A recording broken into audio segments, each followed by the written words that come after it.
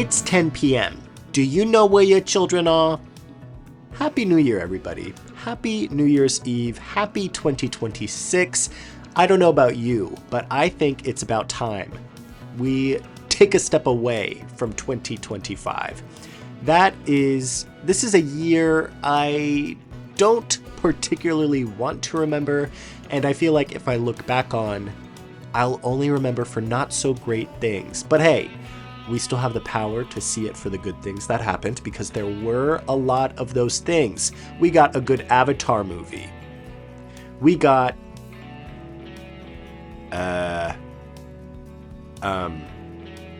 that's really the only thing that came to my mind.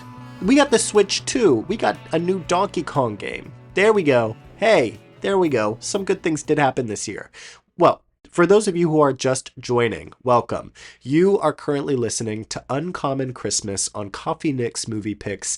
This is a seasonal review series where I talk about not your average Christmas and holiday films over a festive and jolly cup of coffee. Now, today, emphasis on holiday films and not so much Christmas, because we are talking about New Year's Evil, which is a 1980s slasher film written and directed by Emmett Alston and co-written by Leonard Neubauer, and it's starring Roz Kelly and Kip Niven.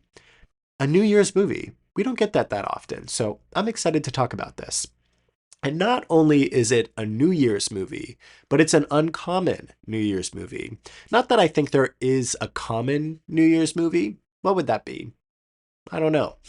So it's nice that we're getting one anyways. And the coffee pairing we will be discussing today is the Carrot Cake Latte from Royal in Shaw, Washington, D.C.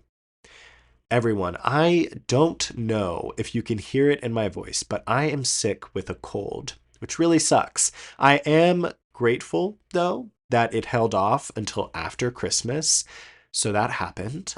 Really, really grateful about that. But it was pretty much a few days after Christmas, and this just hit me like a truck, which is really funny. It's really, really funny, because once I get the motivation and the willpower to start this podcast again, I get sick. Now, how did that happen? How did that happen? Really unfortunate, but here I am still doing it. This cold cannot stop me. This man is still going to make a podcast to everyone's disappointment. Being that New Year's is a holiday that is intrinsically tied to Christmas, I thought that it would be fun to review this movie in the Uncommon Christmas series. I discovered it actually when I was going to my Alamo double feature, where they were showing the two Christmas slasher films back to back, the mystery films. And Alamo is really great. I'm not paid by them. I'm not sponsored, but I will sing their praises to the end of time. They're really great, and they were showing vintage slasher, holiday slasher film trailers before they showed the movies. And this was one of the trailers, and it really caught my eye. The trailer was really good, really creepy. It had some really cool images in there, so I was like, perfect, I'm going to check it out. Also, New Year's movie is just a really cool concept to me. It didn't seem like one of those kitschy holiday slasher films where it was really playing off of like the holiday itself, even though this one does do that. It's kind of hard to make New Year's into like a slasher, holiday themed slasher, because Valentine's Day you could have someone like going around with heart eyes, mask, whatever happened in that movie, or like a Cupid bow and arrow. Halloween obviously has a ton of slasher movies tied to it. Thanksgiving has a slasher movie tied to it, and it's really easy to make those all like very related to the holiday. But this one is really different and really one of a kind, I think. We're going to get into that in a little bit though, so I won't say too much right now. But it got me thinking, what is my New Year's resolution? And what makes a good New Year's resolution? I'm going to start with the latter question. What makes a good New Year's resolution? Now, I am not discouraging anyone that has this as their New Year's resolution, but going to the gym more is such a cliche one. And that is not mine. Look, it is not mine. You will not see me in a gym, most likely. I do want to start going to a gym a little bit more. I want to start building muscle a little bit, but it's not necessarily a goal of mine right now. Um, but if you have latched on to that New Year's resolution, something I learned that has really helped me keep New Year's resolutions in the past is to give it some guidelines. Like, how are you going to hold yourself accountable? How many times are you going to go to the gym? For how long? What sorts of exercises are you going to do? What does the end goal look like? Are you just going to start going to the gym this year and now until the end of time, which is valid? Like, I think it's really great to form a habit from your New Year's resolution, but I think quantifying your resolution is really important. So obviously, like, if I ask someone what their New Year's resolution is, I don't need to hear all of that, but I just encourage people to do that. And again, no disrespect to anybody that wants to go to the gym for the resolution. I think that's great. And I'm in your corner. Go you. Not in your corner when you get back from the gym. You will not see me at the gym in any corner. Unless your gym has a sauna. I love a sauna moment. So yeah. What else makes a good New Year's resolution? Um, I don't know. Last year, I won't say this is good or not, but my New Year's resolution last year was to read and write something, anything, every single day. And I think that that was good and bad. It's quantified, which is really good, somewhat, because then it was like, okay, well, how much am I supposed to read and write? Like some days, if I didn't have time to write or I was running out, I'd pull out my notes app and be like, here, I'm writing. And that's cheating. I meant like substantially write every day. But then it gets to the point where that's not necessarily a realistic resolution.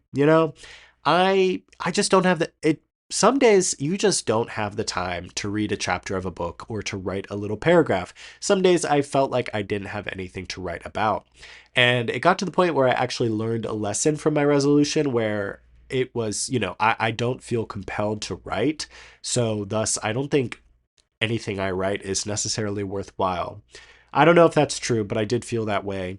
And I think I had to push through that a little bit and to write even when it was uncomfortable or I didn't have anything to say. I think that's when good writing can really happen.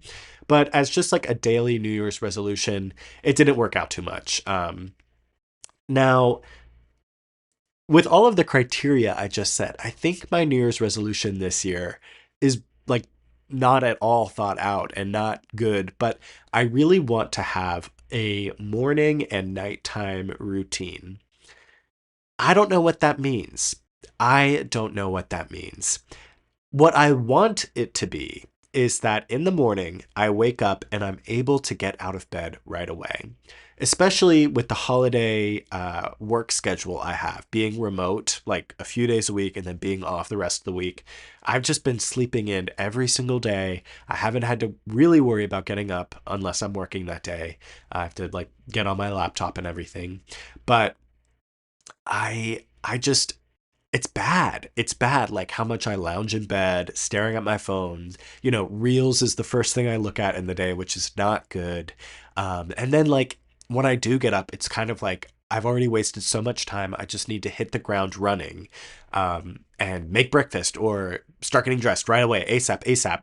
And I really want time in my morning to reflect and to meditate. No phones, no music, no nothing. It's a time for me to just think about others in my life. It's a time to think about myself. It's a time to think about the world and everything, what I'm grateful for. Kind of like a version of prayer. And I recently read Catching the Big Fish. I read that this year by David Lynch.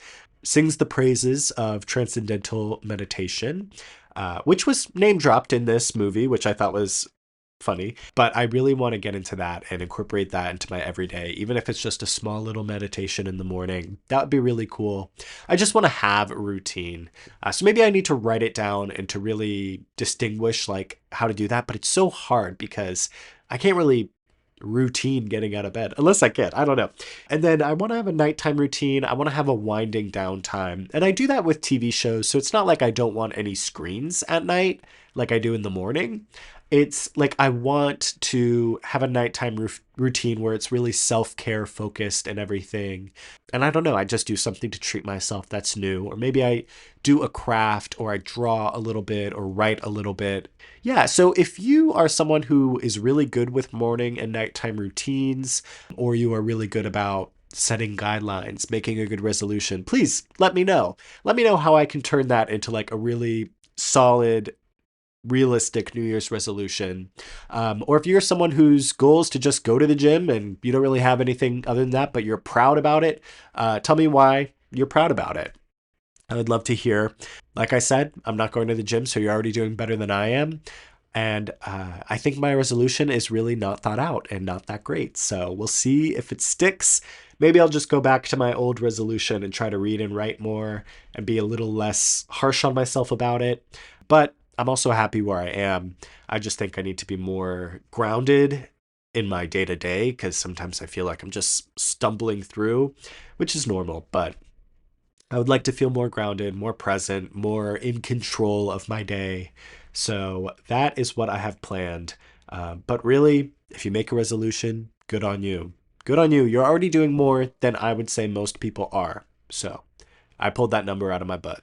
So yeah, do with that what you will. I need to blow my nose. All right, and forgive me if this episode is a little shorter. I only have so much energy in me to host this episode with this cold and all. I need to take breaks to sneeze or dab my eye because it's really watery or blow my nose or whatever. And my voice is just not completely there. So forgive me if this is only like a 30-minute episode, but we're here. We're trying. Okay. Now, before we get into our movie, let's talk about the coffee we are drinking today. I tried out the Carrot Cake Latte from Royal in Shaw, Washington, D.C. I was originally drawn to go to Royal because they had a candy cane latte. I saw it on their Instagram and it looked really good. However, being Uncommon Christmas, I decided not to be so basic and I got the Carrot Cake Latte instead. And I regret it. I regret it. Before we get into all of that, though, I've been to Royal before. I've talked about it on the show before. So just to bring it back up again, since it's reappearing, this was on the Minecraft movie episode. I tried their black and yellow drink, which was cold brew mixed with lemonade. That was really, really good. That blew me away. And I also tried their just black cold brew when I went there because I was so impressed by it. I just had to get the cold brew by itself as well. And that was a really great drink. So this place has a really good reputation in my mind. Really, really loved what I've had here before. I'll also preface this review, like I did the last one, by saying that I have not had any of their food, but from what I've seen and what I smell when I'm in there, it smells and looks so great and amazing, and I really want to try it at some point. But Royal is in the LeDroit Park neighborhood at the very end of U Street. It's a coffee shop by day and a bar and kitchen by night. It is Michelin award winning, and with their coffee, they serve counterculture coffee, which is just a really good brand if you've had it before. But this coffee shop itself, it has a really great ambiance. I really like it. There's a lot of different variety when it comes to the seating. There are like your chairs, your high tops and everything. There's also like, if you're just there by yourself, there's like seating facing a wall and these bar stools. And there's also like a back section, which is more private. And they just have like really beautiful decorations. I don't know how to put it, but lots of stuff like hanging from the ceiling, lots of plants and everything everywhere. This place really brings the ambiance, and the staff is really nice. You could tell that this was Michelin award winning just because they bring that level of quality and service to what they do. And also, if you're looking to go somewhere where you're not surrounded by screens, this place actually has rules where you're not allowed to be on your phone or laptop. Is it phone? Is it just laptop? Let's see. I wrote this in my last one. Oh, computers and work have to be put away by 5 p.m. on weekdays and 11 a.m. on weekends. So that's really nice. If you really want to go somewhere like after work where you're not going to be inundated with like computers and more people doing work, that's really great, especially as someone who works in an office job staring at a computer all day. One of the last things I want to do after I get off work is to go somewhere where I'm surrounded by more laptops and computers. So I really appreciate that Royal provides this space. I think that's really cool. Talking about the drink a little bit, the Carrot Cake Latte. So they describe this, the ingredients. It has carrot, fall spices, pumpkin seed granola, and pasilla caramel. Very cool. I like this. Unique ingredients. And I also appreciate that drinking this, it wasn't overly sweet or anything. It was going for more of a subtle flavor profile. Because I think when you order a carrot cake latte, at some places it would interpret that as like an overly sweet, over the top sugary drink. Kind of like if you go to those milkshake places where it's like, oh, I want like a birthday cake milkshake, and they put an entire slice like of whole birthday cake on top through the straw. Like I feel like some places do that in coffee form. I don't know if that makes sense. You guys know what I mean, right? Um like so I think they very much could have gone over the top with this drink, but they did not, which I really appreciate. However, I do not think that this drink was doing enough. When I do think of carrot cake, I think of something a little bit sweeter and with a little bit more sugar. I do think that, although I do appreciate this is a more subtle flavor profile and not as in your face sweet. I don't know. When I think of carrot cake, I think of something with a strong cinnamon taste and something with cream cheese icing, which would have been nice if that was incorporated into this drink. But both of those things were just missing for me. I also really liked the flakes of carrot and the pasilla caramel on top and whatever other toppings they had on it. And I don't mind flakes of something like solids in my drink. However, when I got to the bottom of this drink, I was surprised with something floating in it. And it was larger than anything else that was like the topping of the drink. Like it wasn't a flake of carrot. It wasn't like hard caramel or like caramel that came together or anything.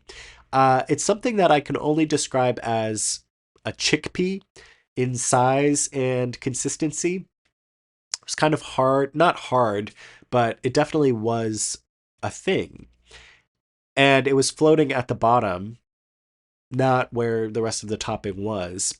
And that was really not pleasant to drink. It's really not pleasant when you are having your last sip of a latte to get like a chickpea type thing floating in your mouth, and then you bite into it and it's like, oh, that's very like chickpea. Like that was something. That was a complete turnoff for me. It really ruined the experience. This drink looked really nice. It had some really nice things going for it, but really the whole drink experience, it was very subtle. It was a little disappointing. It didn't really bring me the carrot cake flavor that strongly. And the little surprise at the bottom, I just did not love. So I am going to give this drink the Nix, which I'm very sorry. I love Royal. I love it. But I think I would have just been a lot more happier if I got the candy cane latte, unfortunately. But hey, I tried something new. This is Uncommon Christmas. I made an uncommon decision. Look at that. And I still have to try the food here, which I will do eventually. Wow, I just listened back to a little bit of this episode, and you can really tell that I'm congested right now. I am so sorry for my nasally voice. Anyways, getting into today's film discussion, we are talking about New Year's Evil. In Los Angeles on New Year's Eve, punk rock and new wave DJ Blaze, played by Roz Kelly, is hosting a countdown party when she receives a phone call from Evil, a man who threatens to claim a victim each time the clock strikes midnight across the different time zones. New Year's Evil was written and directed by Emmett Alston, co-written by Leonard Neubauer, and starring Roz Kelly and Kip Niven. It was released on December 19th, 1980. Okay, like I said, I discovered this film through the Alamo. They showed me this trailer in their vintage reel of holiday slasher trailers, and I was really surprised by it. I've never heard of this before, and from what I can tell, this is a hidden gem. I guess gem is debatable for many, but it is hidden. This is very underwatched, very underseen. I have not heard anyone talk about this. It's like in no discourse. I even looked on Letterboxd and it has about 3,000 people that have reviewed it, I think. So very sort of under wraps slasher movie. And for a film that is so underseen, I really, really liked it. And I would say this is very underrated and should be talked about more. I really enjoyed this film. I was very surprised by it. It had a few shocking moments and a few little pieces of imagery. Yes, yes, pieces of imagery. I sound like a reviewer, don't I? That I really liked. First of all, I really like the setting of this film. I feel like a New Year's Eve movie could just take place at like a New Year's Eve party that's like champagne and cocktail dresses and stuff like that, tuxedos, like a gala or a ball or something like that. But instead, it takes place at a punk rock party. And Blaze, this lady, this DJ played by Roz Kelly, she is like this punk rock and new wave icon to these people. And it's almost like a telethon is happening. I'm not really sure like why there's telephones and everything. I guess for them to call when it's midnight in each of the time zones so they can like play their number or whatever. But not Roz, Blaze, the DJ, she is like the MC for this party. So she's like hitting off the band and she's like picking up some of the phone calls and she is a celebrity to these people. And these people being like this punk rock group of people at this party, I really like this setting. Like I said, the room could have just been filled with like a bunch of normies at like a New Year's Eve gala or something like that. But they chose something completely different, which I appreciated.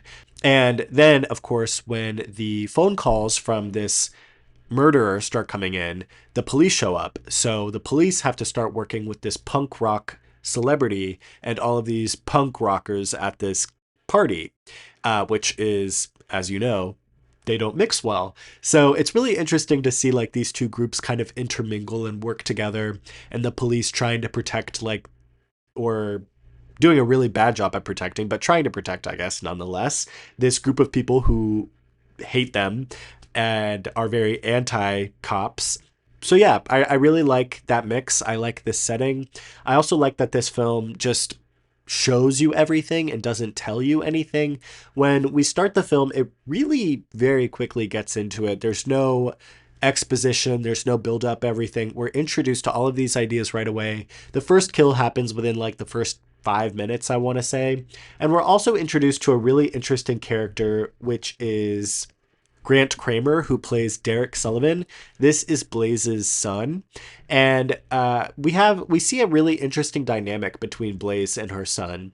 And it seems like Derek is trying to get his mother's attention. He apparently is an actor and he got the part in this show and he's really hyped about it, but Blaze is paying him no mind at all, which establishes their dynamic really well, but also sets up the rest of the movie and how Blaze treats other people in her family pretty well, which becomes an important part of the story. And it creates kind of this really interesting environment, especially with what Derek's character ends up doing. He's a very strange character in that he doesn't really have a super direct part in the story until the last 2 minutes, maybe. But his character is just so strange and so terrifying that it kind of adds like this scenery, this just really nice texture to this film. There were other characters that I think did this as well, mainly the murder victims, which I thought was very surprising because usually the murder victims are given no characteristics or backstory or anything interesting ever. So it was really cool to see some of them have those quirks or those characteristics or the backstory. And mainly the two victims that Evil picks up from the dive bar. I think one of the names was Sally, and then there was someone else.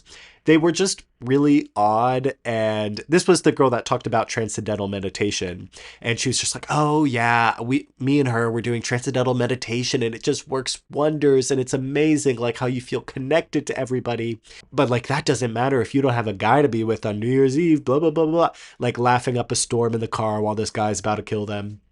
And then she's also talking about like, oh yeah, my friend here has like some really bad diarrhea. Like, don't want to mess with her. And then they stop at like a liquor store and her friend gets out of the car and she's like, oh, must be that diarrhea again. Like, don't make me laugh or I'm going to cough. Really funny. A really important element of this film is also the music, because as you know, the main character is Blaze, who is a punk rock and new wave DJ, and she is very much that. And this movie does not shy away from like the punk rock and new wave scene at all, as far as I know. I mean, I wasn't there for that scene. I've never been a part of that scene, though it looks very fun. But doesn't shy away from that at all, and music is definitely like a very central element here. And a real life band is actually in this film. It's a band called Shadow, and from what I found on the wiki page, they say whoever the contributor is says that they are a long hair touring rock band from Kennewick, Washington. And they heard about the casting call for a new age punk band to play live in a movie. So they cut their hair and auditioned. And they landed the role, of course, out of 50 bands, which I guess is a big deal. And I guess the cutting their hair part is also important. Maybe that means something to the punk rock community. But I like that they got an actual punk rock band in here and didn't just get like a fake group of actors. They actually made this music and this culture part of the film, the heart of the film, really. And yeah, it was really cool. And you got to see punk rock people just jumping all over each other and slamming into each other on TV for New Year's and all that. Like I said, really interesting environment to spend New Year's in. Good for them. It looked like a lot of fun until the horrific things started happening. Speaking of which, our slasher here, our killer, Evil. Evil. He had a funny voice, as we know in the slasher movies, especially early slasher movies. They have to don a funny voice in order to stick apart, differentiate themselves from Michael Myers, who has no voice, or Freddy Krueger, or the Scream Ghost Faces, or even Black Christmas Billy.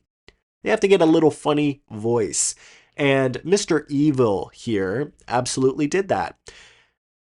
He had this voice where he talked like this on the phone.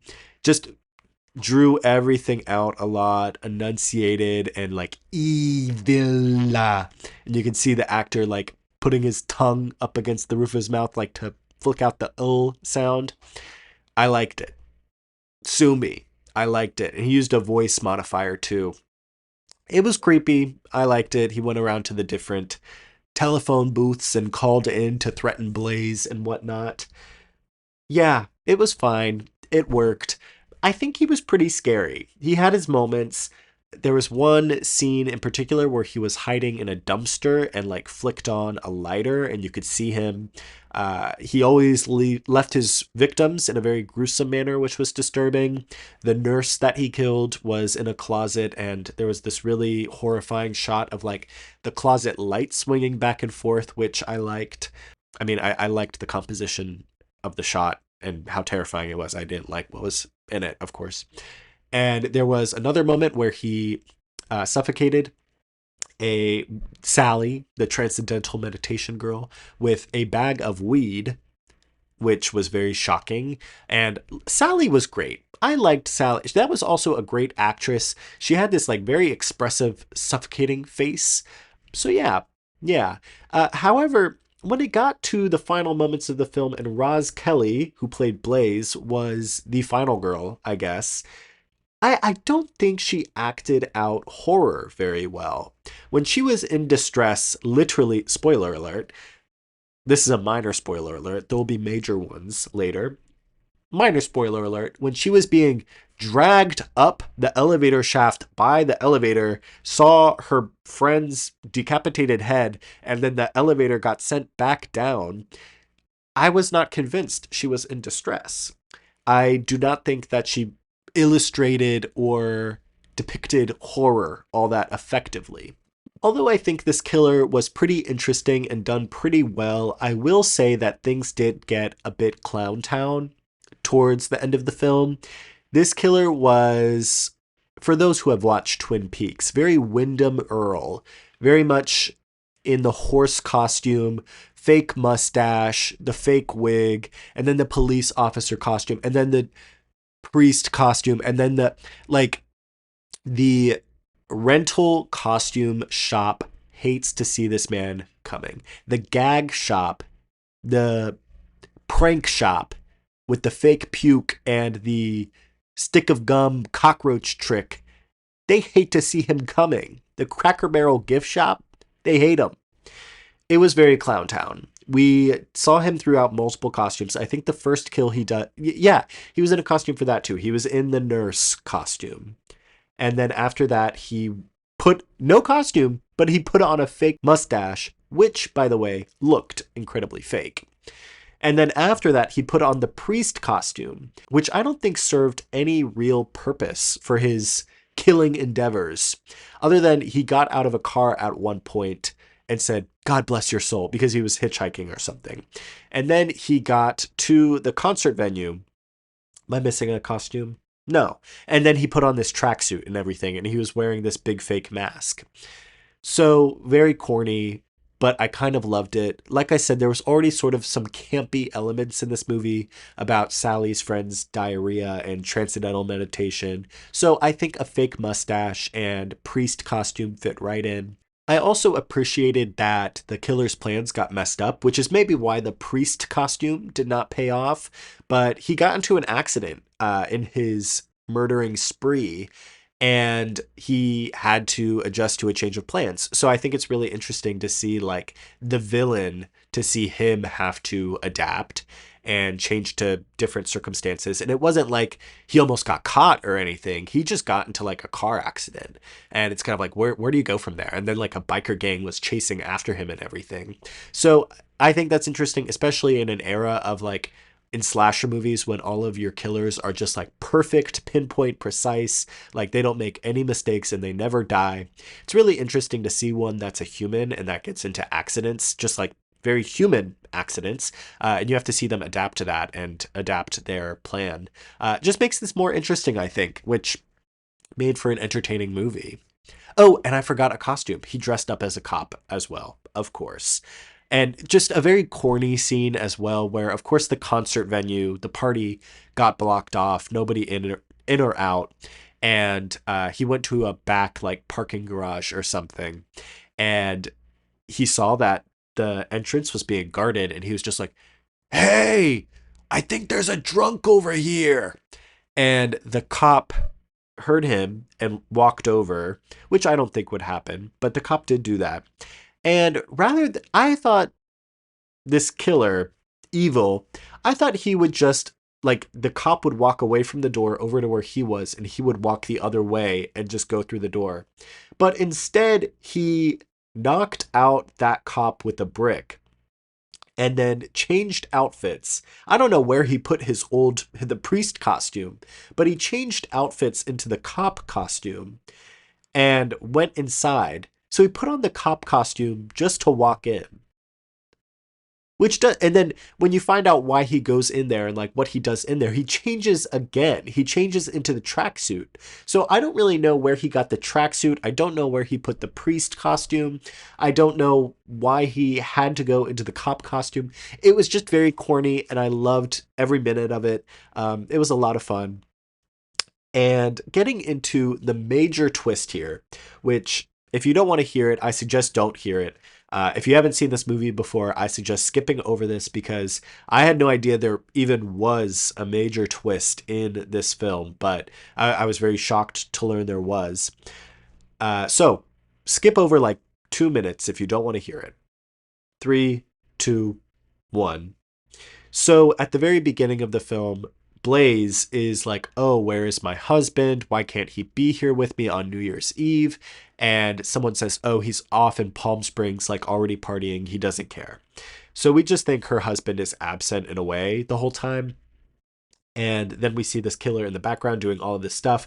We're following this killer for like half the movie. And when Evil, the killer, goes into the party, the hotel, wherever this thing is being hosted, he goes up to Blaze, who we know is the killer's last victim, and he's wearing that goofy mask and the tracksuit, and he takes the mask off, And Blaze is like, Richard, where have you been? I've been thinking about you all night. And we learned that the killer is her husband. And this is where the movie like kind of fell apart for me a little bit.